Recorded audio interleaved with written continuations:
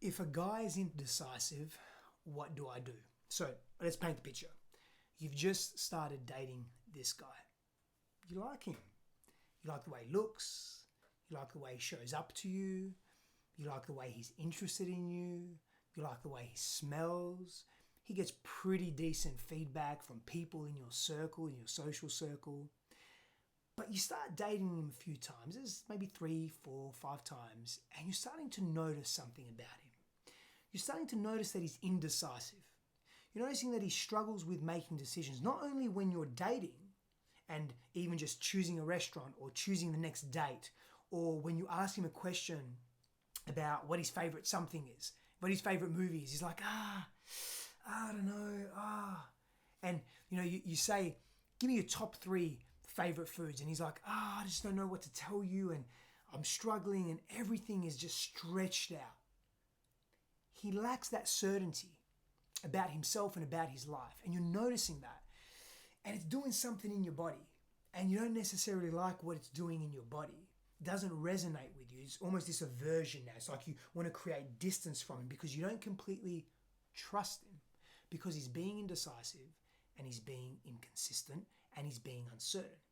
And again, it's not just in the dating that you're experiencing with him. It's when you're asking him stories about his past and he's sharing his past with you. There are these definitive moments of being indecisive, like what college he was going to go to, and he wanted to move to a different state, but he just couldn't make up his mind, so he just stayed put where he was, and he had this fear. And you're noticing, is this man exactly who he's saying he is? But more importantly, what does the indecisiveness mean?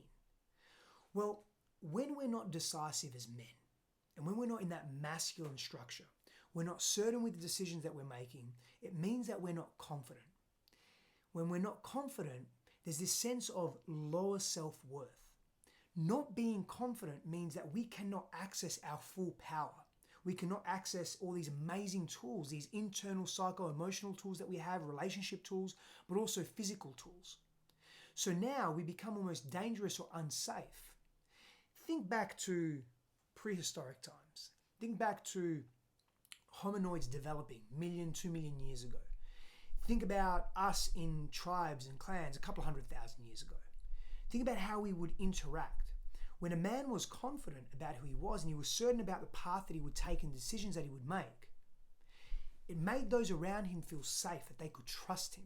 There's something very biological, evolutionary in that. And so when your man is indecisive, it activates, it triggers something within you that's a warning sign. Can he be trusted? When in danger, when push comes to shove, when we are about to be in intensity, can I rely on this man, not to save me because you're the damsel in distress, but as someone next to me, beside me, can I rely on him to make the decisions he needs to keep himself and us safe? And there's something in that, right? Like, men carry this physical prowess, and with that physical prowess, being bigger in physical stature, that comes with responsibilities. That doesn't mean we're better than women. It doesn't mean the bigger you are, the better you are. Not at all. But can you be very clear in who you are? Having that confidence allows us to behave a certain way. Allows us, if we don't slip into arrogance and get into extremism, we move into a higher level of intelligence, greater sense of self-awareness. We can be more vulnerable. We can be more open because we trust who we are. We trust our emotional expression. We believe in ourselves and we back ourselves. So we don't hide anymore. Now we're not in the shadows. Now what's happening neurologically is that if we're not hiding and we're being honest and open and transparent, there's a softness in our nervous system. There's this parasympathetic nervous system response that we're in.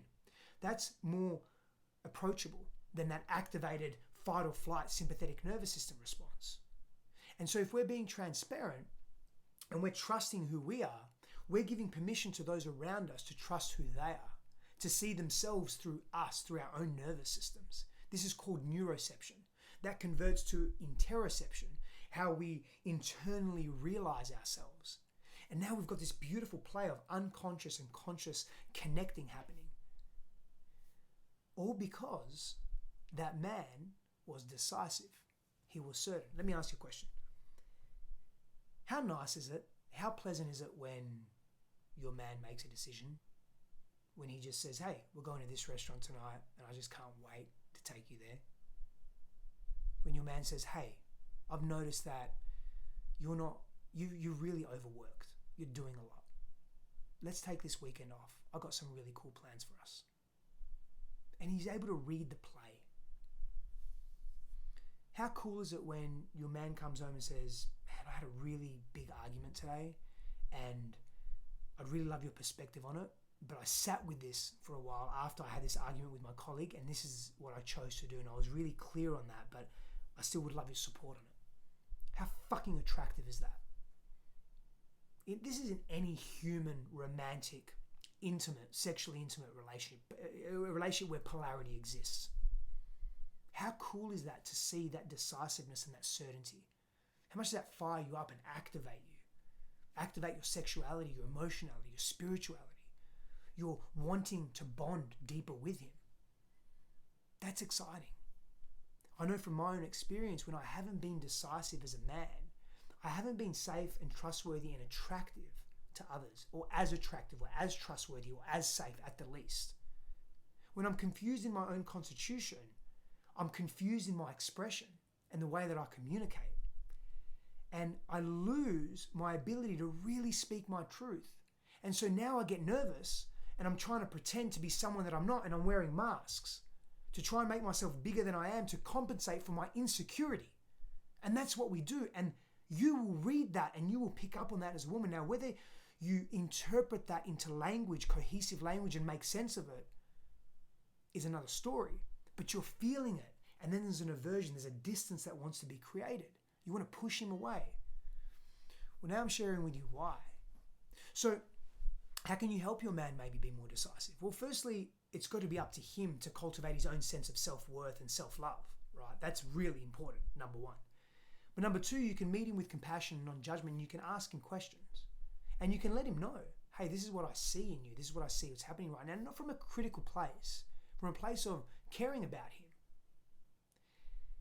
If we don't get honest with each other in relationship, we are not going to grow out of old patterns that do not serve us anymore, that are unhealthy and that are vested in maladaptive coping strategies that we developed when we were younger in order to survive and to feel safe. Because so many of us grew up in environments that weren't safe, physically and emotionally. So if you're wondering why you're with a man who's indecisive, also check your self-worth too. Check where you're at and check what you want and make a stand for yourself and say, you know what? If you're not going to shift, if you're not going to be that man that I really want you to be and the man that I'm looking for, the standard of relationship that I want, then I'm going to say no to this. Be a firm no to that. And open the door and space in your life to say yes to something that really does matter. And someone that matters to you.